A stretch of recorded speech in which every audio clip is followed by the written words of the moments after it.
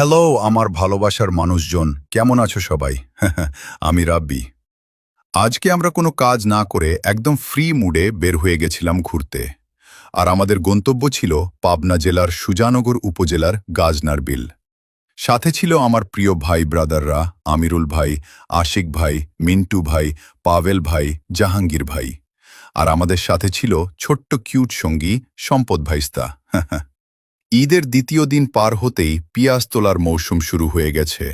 চারপাশে শুধু ব্যস্ততা, কেউ মাঠে পিঁয়াজ তুলছে, কেউ মাথায় করে কলসে পানি নিয়ে যাচ্ছে।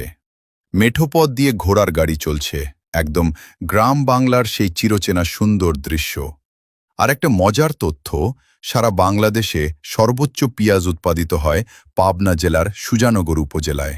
এই কারণেই এখানকার মাঠগুলো এখন একদম ব্যস্ত আর প্রাণবন্ত। আর এখান থেকে দুর্গাপুর ব্রিজ দাঁড়িয়ে ঐতিহাসিক খরান ব্রিজও দেখা যায়। আপনাদের জন্য আমরা ক্যামেরা জুম করে সেই দৃশ্যটা দেখালাম।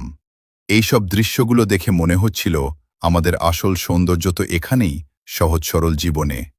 আজকের দিনটা ছিল একদম স্পেশাল, হাসি, আড্ডা আর বাস্তব জীবনের সুন্দর কিছু মুহূর্তে ভরা।